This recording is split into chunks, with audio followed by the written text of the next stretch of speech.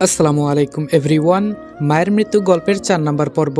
তো চলো বেশি কথা না বলে গল্প শুরু করা যাক।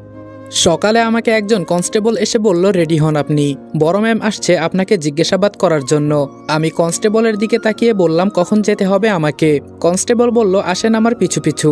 আমিও দাঁড়িয়ে কনস্টেবলের পেছনে পেছনে যেতে লাগলাম। যেতে যেতে অবশেষে আমাকে একটা উন্নত মানের রুমের ভেতরে নিয়ে গেল। এখানে শুধু মাঝখানে একটা টেবিল পড়ে আছে আর চারপাশে শুধু কম্পিউটার আর কম্পিউটার। আমাকে টেবিলে বসার জন্য বলা হলো। আমিও ভদ্রভাবে তাই করলাম। টেবিলে বসার পর আমার হাতে হাতকড়া লাগিয়ে কনস্টেবল বাহিরে চলে গেল। অনেকক্ষণ বসে থাকার পর আমার আম্মুর বয়সী একজন মহিলা ভেতরে প্রবেশ করলো। দেখে মনে হয় ইনি কোনো বড় অফিসার। ভেতরে ঢোকার সাথে সাথে আমি সালাম দিয়ে বললাম, ভালো আছেন ম্যাম? আমার কথা শুনে তিনি কোনো উত্তর দেয় নাই। উল্টা আমার সামনে এসে আমাকে প্রশ্ন করলো, নাম কি তোমার? আমি বললাম, জি ম্যাম, রনি। তিনি বললেন, নামটা তো বেশ ভালোই আছে। এখন আমি একটা সংক্ষিপ্ত প্রশ্ন করি, সঠিক উত্তর দিবে। আমি বললাম, জি ম্যাম, বলেন। তিনি বললেন, যেই মা তোমাকে ছোট থেকে লালন পালন করেছে আর শেষে তুমি তাকেই কেন খুন করলে? আমি এবার নিচের দিকে তাকিয়ে মন খারাপ করে বললাম, আপনার সব প্রশ্নের উত্তর দিব ম্যাম, শুধু আমার একটা কথা জানার আছে। যদি অনুমতি দেন তাহলে বলতে পারি। আমার কথা শুনে এবার ম্যাম দাঁড়িয়ে চোখ লাল করে বলল, আমার মুখে মুখে কথা বলার অনুমতি তোমায় কে দিল? এবার আমি চুপ করে আস্তে করে বললাম, ম্যাম আমি জানি আপনি আমাকে কথা বলার সুযোগ দিবেন না, তা আমারও লাগবে না। তবে একটা কথা বলি, জানেন যখন নিজের আপন চাচাতো বোন আর সৎ বাবা আমার বিরুদ্ধে মিথ্যা সাক্ষ্য দেয় তখন খুব খারাপ লাগে। আমি শুধু এইটুকুই বলবো, আপনি আমাকে যা কিছুই বলেন না কেন আমি কোনো উত্তর দেব না। যদি আপনাদের মনে হয় আমি আমার মাকে খুন করেছি তাহলে তাই মনে করেন। আমাকে ফাঁসি দিবেন তাই তো? দিয়ে দেন। এই পৃথিবীতে আমার মা ছাড়া আর কেউ ছিল না। এখন ওরা আমার মাকে মেরে ফেলেছে। যদি আমি এখান থেকে ফিরে যাই ওদের জ্যান্ত জ্বালিয়ে মারবো। এর থেকে আমার মৃত্যু হয়ে যাক, এটাই বেটার। আমিও আমার আম্মুর কাছে চলে যাব। আমার কথা শুনে পুলিশ অফিসার আমার দিকে কিছুক্ষণ তাকিয়ে রইল। কি জানি একটা চিন্তা করে হাত দিয়ে কি একটা বাহিরে ইশারা করলো। আর সাথে সাথে একজন কনস্টেবল একটা লাশ নিয়ে রুমের ভেতরে ঢুকলো। লাশটা আমার সামনে রেখে কনস্টেবল বাহিরে চলে গেল। তবে আমি মৃত লাশটা দেখে পুরাই বোকা হয়ে গেছি। এত সুন্দর একটা মেয়ে, দেখে মনে হচ্ছে যেন ঘুমিয়ে আছে। কিন্তু এই মেয়েকে এখানে আনলো কেন?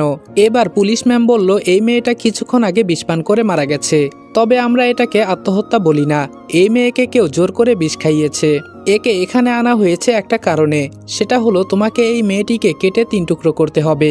এই দেখো তোমার সামনে লম্বা একটা তলোয়ার আছে, এখন কাজে লেগে পড়ো। এবার ম্যামের কথা শুনে আমার কলিজার পানি শুকিয়ে গেল। কি বলছে এসব?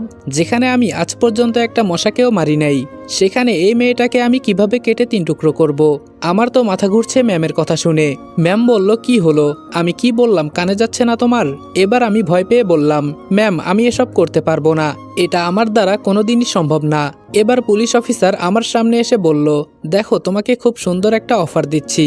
যদি এই মেয়েকে কেটে 3 টুকরো করতে পারো তাহলে তোমাকে ফাঁসির আদেশ থেকে রক্ষা করা হবে আর তোমাকে এই জেল থেকে সসম্মানে মুক্ত করা হবে। আর যদি না পারো তাহলে মনে করো খুব শীঘ্রই তোমার ফাঁসি হয়ে যাবে। এখন তোমার হাতে সবকিছু, বাঁচতে চাও নাকি মরতে চাও? ম্যামের কথা শুনে আমার মাথা কাজ করছে না। তবে এখন আমার মনের ভেতরে শুধু এইটুকুই চলছে, আমাকে বেঁচে থেকে আমার আম্মুর হত্যার প্রতিশোধ নিতে হবে। তাই কাপা কাপা হাতে লম্বা ছুরিটা হাতে নিলাম। অন্যদিকে ম্যাম আমার দিকে এক নজরে তাকিয়ে আছে। তিনি দেখছে যে আমি কি করতে চাইছি। ছুরিটা হাতে নিয়ে মেয়েটার সামনে গেলাম, কিন্তু আমার চোখ থেকে টপ টপ করে পানি নিচে পড়ছে। মেয়েটার দিকে তাকিয়ে ছুরিটা নিচে ফেলে দিয়ে কান্না করতে করতে বললাম, আজও পৃথিবীতে কিছু বিশ্বাসঘাতক মানুষ আছে যারা দিন শেষে নিজের মানুষের পিঠে ছুরি ঢুকিয়ে দেয়। আমি ওদের বলেছিলাম আমার আম্মুকে ছেড়ে দাও, আমাকে মেরে ফেলো বিনিময়ে, কিন্তু ওরা আমার কথা শুনলো না। আমাকে বাঁচতে হবে না ম্যাম। আমার মতো কুলাঙ্গার সন্তান এই পৃথিবীতে বাঁচার মতো কোনো অধিকার রাখে না, যে কিনা নিজের মাকে বাঁচাতে পারে নাই। কিছুক্ষণ কান্না করে চোখের পানি মুছে আবার টেবিলের সামনে গিয়ে বসে বললাম, আমার দ্বারা এসব করা সম্ভব না ম্যাম, মাফ করবেন। আর কিছু না বলে ম্যাম চুপচাপ রুম থেকে বের হয়ে গেল। আরেকজন কনস্টেবল এসে আমাকে আবার সেই আগের জায়গায় নিয়ে গেল। আজকে প্রায় 1 সপ্তাহ হয়ে গেছে। রিপন আর মিতু আমাকে দেখতে আসে নাই, হয়তো ওরা আমাকে বাঁচানোর জন্য দৌড়াদৌড়ি করছে। এসব বলে আমি আমার মনকে বুঝাই, তবে আমার ফাঁসি হবে নাকি আমাকে ছেড়ে দেওয়া হবে এসব সম্পর্কে এখনো আমি কিছু জানতে পারি নাই। ওই যে ম্যাম গেলেন আর আসে নাই। আমাদের প্রতি শুক্রবারে সকল আসামিকে একত্রে করে বাগান মাঠ ইত্যাদি আরও অনেক কিছু পরিষ্কার করানো হয়। আজকে শুক্রবার, তাই প্রতিদিনের মতোই আজকে মাঠ পরিষ্কার করে একটু বসলাম। হঠাৎ করে একজন মুরব্বী এসে আমার পাশে বসলেন। তাকে অবশ্য মুরব্বী বললে ভুল হবে, তার বয়স অনুমানিক 40 কি এর বেশি হবে হয়তো। যাকে এসব দেখে আমার কি লাভ, শরীরটা আমার প্রায় অনেকটাই ঘেমে গেছে। হঠাৎ করে আমার পাশ থেকে মুরব্বী বলল, তো কি খবর মিস্টার রনি, ভালো আছো তুমি? এবার আমি লোকটার কথা শুনে পুরাই বোকা হয়ে গেলাম। এই লোকটা আমার নাম জানলো কিভাবে? এখানে তো আমার তেমন কারোর সাথে পরিচয় নাই, নিজের মতোই নিজে একা থাকি, কিন্তু এই লোকটা আমার নাম জানে কি করে? মুরব্বী আমার চোখের চাহনি দেখে বলল, আমাকে এত দেখার মতো কিছুই নাই, আমি তোমার সম্পর্কে সবকিছু জানি, আর আমি জানি তুমি এসব জানতে চাইবে। যদি আমার সম্পর্কে কিছু জানতে চাও তাহলে বলতে পারো, তবে আমাকে চাইলে তুমি আঙ্কেল বলে ডাকতে পারো। এবার আমি বলা শুরু করলাম, আমাকে আপনি কিভাবে চিনেন? আমার কথা শুনে তিনি একটা মুচকি হাসি দিয়ে বলল, তোমাকে এখানে আনা হয়েছে তোমার মায়ের খুনের দায়ে। আমি ঠিক বললাম তো? আমি বললাম, যা বলেছেন সব ঠিক আছে, কিন্তু আপনাকে তো আমি চিনলাম না। লোকটা বলল, আমার সম্পর্কে জানতে হলে তোমার অনেক সময় লাগবে। এখন আমি তোমার কাছে এসেছি একটা দরকারে, এটা শুধু তুমি করতে পারবে। কেন জানি আমার তাই মনে হলো। আমি বললাম, সে পরে দেখা যাবে, আগে বলেন আমার সম্পর্কে আপনি এত কিছু কিভাবে জানেন? লোকটা বলল, বলেছি না সবই বলবো, তার আগে আমার একটা কাজ করে দিতে হবে তোমাকে। আর একটা কথা বলতে ভুলে গেছি, তুমি হয়তো জানো না তোমার বেস্ট ফ্রেন্ড মিতু আর রিপন তোমার সাথে কি করেছে। তুমি চেয়েছিলে ওরা দুইজন বিবাহ করে সুখে জীবনযাপন করুক, কিন্তু তুমি হয়তো এটা জানো না ওদের বিয়ে আরো 2 মাস আগে হয়ে গেছে, কিন্তু তোমাকে এটা বলে নাই। তুমি হয়তো ওদের সত্যিকারের বন্ধু ভাবো, কিন্তু ওরা তোমাকে বন্ধু ভাবে না। আমি জানি তুমি আমার এসব কথা বিশ্বাস করবে না, তবে এই মুহূর্তে আমি জেলের ভেতরে আছি, তাই আমি কিছু করতে পারবো না। যদি তুমি বিশ্বাস করো তো করলে, না হলে আমি আর কি বলবো। মুরব্বী আঙ্কেলের কথা শুনে কিছুক্ষণ চুপচাপ থেকে আবার প্রশ্ন করলাম, আপনি যদি সত্যি হন তাহলে এসব কি? আমাকে থামিয়ে মুরব্বী আবার বলা শুরু করলো, তোমার সম্পর্কে আমি সবকিছু জানি, আর এটাও জানি তোমার আম্মুকে তোমার সৎ বাবা আর তোমার চাচাতো বোন মিলে মেরেছে। যদি আমার কথা মানো তো আমি তোমাকে বাঁচাতে পারি, তবে শর্ত একটাই, আমার কথা মতো কাজ করতে হবে, বাকিটা আমার উপর ছেড়ে দাও। এবার আমি পুরোটাই চিন্তামগ্ন হয়ে গেলাম। একজন মানুষ যে কিনা জেলের ভেতরে থেকে আমার সম্পর্কে সবকিছু জানে, এটা কিভাবে হতে পারে? এই মুহূর্তে আমার বেঁচে থাকা অনেক বেশি দরকার। ছাড়বো না আমি ওদের, যারা আমার মাকে মেরেছে। কিন্তু আমার মাথায় একটা জিনিস শুধু বারবার ঘুরছে, এই লোকটা আমার সম্পর্কে এত কিছু কিভাবে জানে? লোকটা বলল, দেখো আমার কথা শুনলে ভালো একটা জীবন পাবে, যদি আমার কাজটা করে দিতে পারো বিনিময়ে তুমি যা চাইবে আমি তাই করে দিব। যদি বলো তুমি এই দেশে রাজত্ব করতে চাও তাহলে আমি তোমাকে সেটাই করে দিব। তোমার উপর আমার এটা বিশ্বাস হয়েছে, কারণ তুমি গ্রাম অঞ্চলের একটা ছেলে, তোমার মুখে মায়া মায়া একটা ভাব আছে, তাই ওদের তোমার পছন্দ হয়েও যেতে পারে। এখন বলো তুমি রাজি কিনা, আর আমি সব বলবো। তোমার সম্পর্কে আমি এত কিছু কিভাবে জানি, তার আগে তুমি শুধু আমার কথায় রাজি হয়ে যাও। ভয় পেও না, সহজ একটা কাজ। ফাঁসিতে ঝুলতে চাও নাকি নতুন জীবন ফিরে পেতে চাও? এবার আমি সমস্ত চিন্তা ভাবনা বাদ দিয়ে বললাম, জি আমি বাঁচতে চাই। বলেন আমাকে কি করতে হবে? যদি আপনার কথা মানি তাহলে আমি এখান থেকে যেতে পারবো তো, নাকি এখান থেকে গেলেও আমাকে পালিয়ে বেড়াতে হবে? লোকটা বলল, পালিয়ে বেড়াতে হবে না, পুলিশ তোমাকে দেখেও ধরবে না, এটা নিশ্চিত থাকো। এখন কথাটা হলো, আমি এবার খুব আগ্রহ নিয়ে বললাম, জি বলেন। মুরব্বী আবার বলা শুরু করলো, বিশ্বসুন্দরীর নাম শুনেছ নিশ্চিত, যে তোমাদের এখানে বেড়াতে এসেছে। আসল কথাটা হলো তোমাকে তার বাড়িতে চাকরের কাজ করতে হবে, আর সেখানে থেকেই আমার কাজ শুরু। এবার আমি পুরাই বোকা হয়ে গেলাম, কি বলছে এসব? আমাকে নাকি আবার চাকরের কাজ করতে হবে? আমি কিছু বলছি না দেখে মুরব্বী আবার বলল, বেশি দিন না, 1 মাসের আগে সবকিছু হয়ে যাবে। আর বাংলাদেশের অনেক নামকরা ব্যক্তি তার বাসায় কাজ করার জন্য প্রতিদিন অনুরোধ করে, কারণ তারা এক নজর বিশ্বসুন্দরীকে দেখতে চায়। তাদের বাসায় যারা কাজ করে তাদের চাকর বলো আর যাই বলো, তারা বাসা থেকে বের হলে 2 জন পুলিশ একজন চাকরের পাশে থেকে পাহারা দেয়। তাহলে বুঝো তারা কেমন সম্মান পায়। আর তুমি যদি চাও অনেক কিছু করতে পারবে, সে পরে দেখা যাবে। বর্তমানে তোমার কাজ হলো চাকর হয়ে ওদের বাসায় যেতে হবে। যেখানে বড় বড় নামকরা ব্যক্তিরা যেতে পারে না সেখানে তুমি কিভাবে যাবে, তাই তো ভাবছো? এত চিন্তা করো না, আমি বলেছি তো সবকিছু আমি নিজে বুঝে নিব। এখন বলো তোমার মতামত কি? মুরব্বীর কথা শুনে আমি কি বলবো বুঝতে পারছি না। জানা নেই একজন অপরিচিত লোকের কথা শুনবো কিনা। যদি আমি বাঁচতে পারি তার কথা শোনা আমার অবশ্যই ঠিক হবে, তবে তার সম্পর্কে সবকিছু পরে ধীরে ধীরে জেনে নিব। কে এই ব্যক্তি? লোকটা বলল, কি হলো, আমি কি চলে যাব নাকি? এবার আমি বললাম, আপনি সবকিছু রেডি করেন, আমি যেতে রাজি আছি। মুরব্বী এবার আমাকে জড়িয়ে ধরে বলল, গুড, আমি জানি তুমি পারবে। বহুদিনের অপেক্ষায় আছি শুধু এই দিনটা দেখব বলে। এবার আমি প্রশ্ন করলাম, আপনি এখানে কেন? মুরব্বী এবার হাসি দিয়ে বলল, তুমি তো কাউকে খুন করেছো, মানে মিথ্যা অভিযোগে এখানে এসেছো। আর আমি এখানে এসেছি একটাই কারণে, আমার হাতে পিস্তল ছিল সেই দিন। আমি বললাম, বুঝলাম না কিছু আঙ্কেল। লোকটা বলল, এসব এখন তোমার মাথায় ঢুকবে না, আগে এখান থেকে বের হও, পরে সবকিছু ধীরে ধীরে জানতে পারবে। আর শেষবারের মতো কাউকে কিছু বলতে চাইলে বলতে পারো, কারণ আগামীকাল তুমি এখানে থাকবে না। হঠাৎ করে একজন কনস্টেবল এসে বলল, আজকের মতো সবকিছু এখানে শেষ, এখন যেই জায়গায় ছিলে সেই জায়গায় চলে যাও। আঙ্কেল আর আমাকে কিছু বলল না, শুধু যাওয়ার আগে বলে গেল, রাতে তোমার সাথে আবার দেখা হবে হয়তো। আমি আনমনে হেঁটে চলে গেলাম, আর মনে মনে চিন্তা করছি, আমাকে কি সত্যি উনি এখান থেকে বের করতে পারবে নাকি না। হয়তো পারবে, দেখি কি করে। এখন রাত বাজে প্রায় 10টার মতো। একজন কনস্টেবল এসে আমি যেখানে থাকি সেখানের তালা খুলে চলে গেল। আমি বিষয়টা কিছু বুঝলাম না। কনস্টেবল যাওয়ার পরপরই আবার সেই মুরব্বী আঙ্কেল ভেতরে ঢুকলো। তার এক হাতে একটা কিসের যেন বোতল আর এক প্যাক সিগারেট, এগুলো নিয়ে আমার সামনে বসে বলল, এখানে বসো। দাঁড়িয়ে আছো কেন? আমিও চুপচাপ বসে বললাম, আচ্ছা আঙ্কেল, যেখানে মানুষ জেল থেকে একটা কথাও বলতে পারে না সেখানে আপনি।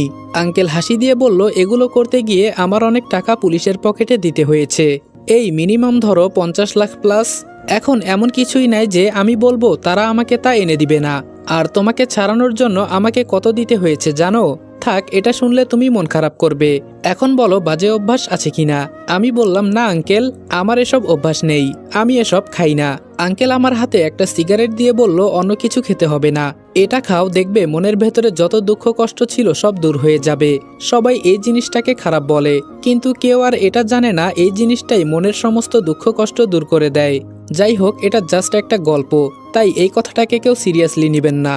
আঙ্কেলের কথা শুনে সিগারেটটা হাতে নিয়ে একটা টান দিলাম। প্রথমে একটু কাশি উঠল, পরে সবকিছু ঠিকঠাক হয়ে গেল।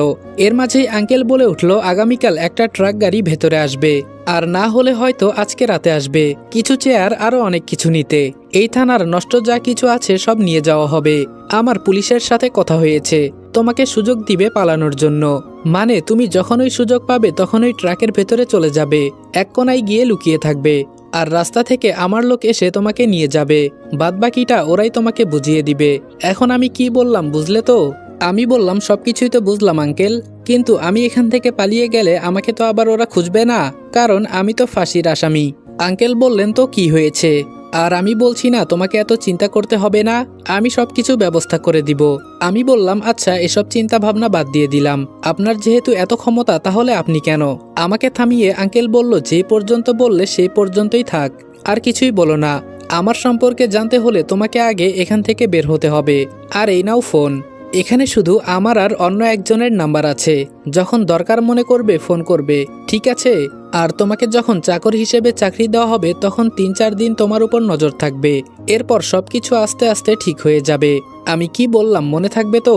আর সকাল 6টায় রেডি থেকো, বাহিরে যে কোনো সময় একটা ট্রাক আসছে, এটা এখান থেকে সকালে চলে যাবে, আমাকে যেন আর কিছু বলতে না হয়, বলতে পারো এটাই আমাদের শেষ দেখা, এখন আসি, থাকো তুমি। আমি বললাম, আঙ্কেল একটা কথা। আঙ্কেল বললেন, আর কোনো কথা নয়, এখন আমাকে যেতে হবে। এই বলে আঙ্কেল চলে গেল। আমি শুয়ে শুয়ে চিন্তা করছি কিভাবে কি করব, আর কি সব বলে গেল, মনে হচ্ছে যেন সবকিছু আমার মাথার উপর দিয়ে চলে গেছে। এসব চিন্তা করতে করতে কখন যে ঘুমিয়ে গেলাম তা বলতে পারি না। ফোনের আওয়াজে আমার ঘুম ভাঙলো। ফোনের স্ক্রিনে একটা মেসেজ ভেসে আছে, লেখা আছে, সবকিছুর দরজা 1 মিনিটের জন্য খুলে দেওয়া হয়েছে, যত তাড়াতাড়ি সম্ভব বের হয়ে পড়ো, তোমাকে দেখলেও কেউ কিছু বলবে না। মেসেজটা পড়ে তাড়াহুড়ো করে বের হয়ে গেলাম। কোনো রকমে ট্রাকের কাছে যেতেই ট্রাকের ড্রাইভার আমাকে দেখে একটা হাসি দিয়ে বলল, ভেতরে এক কোনায় গিয়ে লুকিয়ে পড়েন। আমিও তাই করলাম। আর কিছুক্ষণ পর ট্রাক চলতে লাগলো। যতটা দূরে যাচ্ছি মনে হচ্ছে যেন আমি আমার মাকে ফেলে চলে যাচ্ছি। মনে মনে শুধু এইটুকু চিন্তা করলাম, যার কারণে আজকে আমার এই অবস্থা, তাদের আমি ছাড়বো না, আমিও দেখে নিব তোমাদের। আঙ্কেলের দেওয়া ফোনটা নিয়ে দেখতে লাগলাম। সবকিছু ঠিকঠাক থাকলেও এই ফোনটা আমার বেশি একটা পছন্দ হয় নাই। অনেকক্ষণ পর ট্রাকটা একটা জায়গায় থামলো। আবার ফোনের স্ক্রিনে একটা মেসেজ ভেসে উঠল, তোমার গন্তব্য চলে আসছে, এখন নিচে নেমে পড়ো। আমিও তাই করলাম। দেখি আমার কপালে কি আছে। ট্রাক থেকে নেমে যেতেই ট্রাক চলে গেল। আমি রাস্তার একপাশে দাঁড়িয়ে আছি। আশেপাশে তো তেমন কাউকে দেখতে পারছি না, একদম সবকিছু নিরিবিলি। আমি কোথায় এসে ফেসে গেলাম? হঠাৎ দেখি রাস্তার পাশ দিয়ে একটা মেয়ে হেঁটে আসছে, তবে মেয়েটার হাতে একটা পিস্তল আছে। আমার মনের ভেতরে একটু ভয় জাগলো, আমাকে আবার এই মেয়ে মেরে ফেলবে না তো? মেয়েটা আমার সামনে এসে পিস্তল পেছনে রেখে বলল, আমাকে তোর পছন্দ হয়? এবার আমি ঘাবড়ে গিয়ে বললাম, জি আপু, এসব আপনি কি বলছেন? মেয়েটা এবার বড় চোখে তাকিয়ে বলল, আমাকে তোর পছন্দ হয় নাকি তাই বল। এত কিছু আমি তোর কাছে জানতে চেয়েছি। কি এক প্যারায় পড়লাম আজকে আমি। কি আর করার, তবে একটু পেঁচিয়ে উত্তর দিলাম, আপনার মতো মেয়েকে আবার কে পছন্দ করবে না বলেন? দেখতে শুনতে তো একদম পরীর মতো, ঠোঁটে লাল লিপস্টিক, কপালে লাল টিপ, দেখতে একদম ঝাক্কাস লাগছে। মেয়েটা এবার আমার আরও একটু কাছে এসে বলল, তাহলে এখন আই লাভ ইউ বল। এবার আমি একটু পিছিয়ে গিয়ে বললাম, দেখেন আপু, আমাকে প্লিজ বিরক্ত করবেন না, এমনি এক টেনশনে আছি। মেয়েটা এবার পেছন থেকে পিস্তল বের করে বলল, এটা তো ভালো করেই চিনিস, এখন তুই আমাকে লাভ ইউ বল। যেই মেয়েটাকে আমি কিছু বলতে যাব তখন দেখি আমার সামনে দিয়ে পুলিশের গাড়ি যাচ্ছে। এবার আমি একটু নিজেকে আড়াল করতে চেষ্টা করলাম। মনের ভেতরে আলাদা একটা ভয় জাগলো। যেই হেঁটে চলে যাব তখন মেয়েটা আমার হাত ধরে বলল, কোথাও যেতে হবে না, আর পুলিশকে এত ভয় পেতে হবে না, ওরা তোমার কিছুই করবে না, আর তোমাকে আমার বাবাই এখানে পাঠিয়েছে। আমি এবার অবাক হয়ে বললাম, তার মানে ওই মুরব্বী আঙ্কেল কি তোমার বাবা? মেয়েটা বলল, হুম, উনি আমার বাবা হন। আমি বললাম, কিন্তু সে না হয় বুঝলাম, তবে আপনার বাবা যে জেলে আছে, যিনি আমাকে জেলে বসে বের করে দিলেন, তিনি চাইলে সবকিছু করতে পারে, কিন্তু তিনি জেলে কেন? কাহিনী কিছুই বুঝলাম না। মেয়েটা এবার মন খারাপ করে বলল, সে অনেক কথা, পরে একদিন বলবনি। মেয়েটা এবার আমার কাঁধের উপর হাত রেখে বলল, তা তোর নাম কি? মেয়েটার হাত সরিয়ে বললাম, জি, আমার নাম রনি। আর আমার কাজ কি? মেয়েটা বলল, তোর কাজ কি সেটা তো বুঝিয়েই দিব। আর শোন, আমার নাম মুক্তা, তুই যা ইচ্ছা বলে ডাকতে পারিস। এখন আমার সাথে আয়। মুক্তার সাথে যেতে যেতে প্রশ্ন করলাম, আপনাকে দেখলে কেমন যেন ছেলে ছেলে লাগে, সবকিছু একদম ছেলেদের মতোই। মুক্তা এবার আমার হাত ধরে বলল, ঠিক আছে, তুই যেহেতু বললি আমার সবকিছু ছেলের মতোই, তাহলে চল আমরা দুইজন মিলে একদিন এক বিছানায় থাকি। ছেলে ছেলে তো একসাথে এক বিছানায় থাকাই যায়, কি বলিস তুই? আমি এবার মুখে হাত দিয়ে বললাম, আপনার মুখে দেখি কিছুই আটকায় না, আমি অজানা একটা ছেলে, আর আমার সাথে এসব বলছেন? যদি আমি আপনার এসব কথা শুনে? মেয়েটা বলল, গরম হয়ে যাবি নাকি? সমস্যা নেই, আমার কাছে ঠান্ডা করার ঔষধ আছে। আমি আর কিছুই বললাম না। এই মেয়ের মাথায় ছিট আছে নাকি ওসব করে বেড়ায় কে জানে। হঠাৎ করে মুক্তা বলা শুরু করলো, আজকে বিকালে তোরে যদি পছন্দ হয় নিয়ে যাওয়া হবে, আর বাবা যেহেতু এত কষ্ট করে তোকে বের করলো, আমি মনে করি তুই তার আশা বিফলে যেতে দিবি না। আমি বললাম, সে পরে দেখা যাবে, কিন্তু আমার কাজটা কি? মুক্তা বলল, আগে সেই বাড়ির ভেতরে যা, পরে বলবো তোর কি করতে হবে। যেতে যেতে আমাকে একটা রুমের ভেতরে নিয়ে গেল। দরজা বন্ধ করে আমাকে পুরাতন কিছু কাপড় দিয়ে বলল, রেডি হয়ে নে, আর যা কিছু করতে হবে তোর এখন একাই করতে হবে। যদি বুদ্ধি খাটিয়ে উনাকে রাজি করাতে পারিস তাহলে মনে করব তুই সবকিছু পারবি। আমি আমার মতো রেডি হয়ে নিলাম। পুরাতন কাপড় দিল যাতে আমাকে দেখে গরিব গরিব মনে হয়। মুক্তা আমার দিকে কিছুক্ষণ তাকিয়ে বলল, সত্যি তুই অনেক মায়াবী একজন ছেলে, আমার তোকে দেখেই প্রেম করতে ইচ্ছে করছে। তবে আমার সাথে প্রেম করে তুই কিছুই পাবি না, কারণ আমি ব্যবহারিত। তুই চাইলে। আমি বললাম, প্লিজ আপনি আর কিছু বলবেন না, নিজেকে নোংরা মনে করেন দেখে সবাই নোংরা না, এখনো সময় আছে, ভালো হয়ে যান। মুক্তা বলল, এই চুপ কর, তোকে আমি এত কথা বলতে বলেছি? আমার বাবার টাকা আছে, আমি যা ইচ্ছা তাই করব। এই সময়টাই তো এনজয় করার সময়, আর আমি সবকিছু সরাসরি বলতে পছন্দ করি। আর আমার সম্পর্কে যে এত খারাপ কথা বললি, যেই মেয়েটা তলে তলে টেম্পু চালায় তাদের কিছু বলবি না? ধুর, আমি কার সাথে এত কথা বলছি? রেগে মেগে রুম থেকে বের হতে হতে বললাম, আপনার সময়ের কোনো দাম নেই, কিন্তু আমার সময়ের দাম আছে। এখন আমাকে বলেন আমার কি করতে হবে? এবার মুক্তা আমার সামনে এসে বলল, আয় আমার সাথে। শোন, তোকে যেখানে নিয়ে যাওয়া হবে বলতে পারিস এখান থেকে মানুষ ওরা কিনে নিয়ে যায়, গেলেই তুই বুঝতে পারবি। সবার সাথে গার্ডিয়ান থাকবে, কিন্তু তুই একা থাকবি। আমি তোকে আরো অনেক কিছু বুদ্ধি দিতাম, কিন্তু তোর ব্যবহার ভালো না। আমি আর কোনো কথা বাড়ালাম না, মুক্তার পেছনে পেছনে হেঁটে যেতে লাগলাম। হঠাৎ মুক্তা বলল, এখনো সময় আছে, নিজেকে তৈরি করে নে। এভাবে ভীতু হয়ে কয়দিন বাঁচবি? বলতে পারিস আমি তোকে এসব কথা কেন বলছি? হঠাৎ করে মুক্তা দাঁড়িয়ে মন খারাপ করে বলল, জানিস আমারও খুব কষ্ট লাগলো, তোর সামনে ওরা তোর মাকে খুন করেছে। আমি চাইলেই ওদের মেরে ফেলতে পারবো, কিন্তু আমি কেন এসব করতে যাব? তুই আমার কে? যদি পারিস নিজে নিজে কিছু করে নে। এবার আমি হাসতে হাসতে বললাম, ওদের মৃত্যু হবে, তবে মৃত্যুটা ওরাই আমার কাছে চাইবে। আর ঠিকই তো, আপনি আমার কে? আর কিছু বললাম না, চুপচাপ হাঁটতে লাগলাম। হঠাৎ একটা জায়গায় এসে মুক্তা থেমে গিয়ে বলল, ওইখানে অনেক মানুষ দেখা যাচ্ছে না? ওখানে গিয়ে একপাশে দাঁড়া, একজন মুরব্বী আসবে, যাকে দেখে একদম রাজা রাজা মনে হবে। তিনি যাকে পছন্দ করবে সে হবে তার বাড়ির চাকর। এই বলে মুক্তাও আমার সামনে থেকে চলে গেল। মুক্তার কথা মতো আমি গিয়ে এক কোনায় দাঁড়ালাম। এখানে অনেক মানুষ দাঁড়িয়ে আছে। মানুষ যেভাবে গরু কেনা বেচা করে না, ঠিক তেমন করেই মনে হচ্ছে এখানে আজকে গরুর পরিবর্তে মানুষ বিক্রি হবে। শালা, কোথায় এসে ফেসে গেছি, সবকিছুই আজব মনে হচ্ছে। অনেকক্ষণ দাঁড়িয়ে থাকার পর একজন মুরব্বি হেঁটে সামনে আসতে লাগলো। তার পরনের পোশাক দেখে মনে হচ্ছে তিনি আজকে এখানে একজনকে কিনে নিয়ে যাবে। তবে আমি পুরোই বোকা হয়ে গেছি। ওই মুরব্বির পাশে মুক্তাও হেঁটে হেঁটে আসছে। একটা মানুষের যে এত পাওয়ার থাকতে পারে, আজকে আমি তাকে না দেখলে বুঝতেই পারতাম না। মুরব্বি ঘুরে ঘুরে এক এক করে সবকিছুই দেখতে লাগলো। ধীরে ধীরে আমার কাছে আসতেই মুক্তা মুরব্বির কানের কাছে কি জানি বলল। অমনেই মুরব্বি আমাকে ডাক দিল। আমি যেই সামনে যাব তখন একটা পুলিশ এসে আমার সম্পূর্ণ বডি চেক করলো। পরে মুক্তা আমাকে উদ্দেশ্য করে বলল, এখানে কি তুমি একাই আসছো? এবার আমি মাথা নিচু করে বললাম, জি ম্যাম। এবার মুরব্বি আমার দিকে তাকিয়ে বলল, এখানে সবাই তাদের মা বাবাকে নিয়ে আসছে, আর তুমি এখানে একা আসলে কেন? এর মানে কি? তুমি কি কোনো নিয়ম কানুন জানো না? এবার আমি মাথা নিচু করে বললাম, আসলে স্যার, আমার মা বাবা বেঁচে নেই। আমি ছোট থেকে এতিমখানায় বড় হয়েছি। আর আজকে শুনলাম এখানে আপনার বাসায় নাকি চাকর নেওয়া হবে। তাই মনে করলাম যদি আমি একটা সুযোগ পাই তাহলে থাকার মতো একটা জায়গা পেয়ে যাব। আমাকে কিছুই দিতে হবে না স্যার, আপনার বাসায় কাজ করব, শুধু 3 বেলায় খাবার দিবেন, আর কিছু লাগবে না। আমার কথা শুনে তিনি কিছু একটা চিন্তা করে মুক্তাকে বলল, কি বলো তুমি মা? মুক্তাকে মা ডাকতে শুনে আমি পুরাই বোকা হয়ে গেলাম। তাহলে এই মেয়ে কি বিশ্বসুন্দরী? আরে না না, এটা কখনো হতে পারে না। কিন্তু আমার তো কিছুই মাথায় ঢুকছে না, ওরা আসলে আমার সাথে কি করতে চাইছে। হঠাৎ করে মুরব্বি মাথা থেকে টুপিটা খুলে সবাইকে যেতে বলে পুলিশকে বলল আমাকে নিয়ে আসতে। পুলিশ আমার কাছে এসে আমার হাত পা চোখ বেঁধে গাড়িতে তুলে নিল। ভয়ে আমার কলিজার পানি শুকিয়ে গেছে। ওরা আমার সাথে চালাকি করতে চাইছে না তো?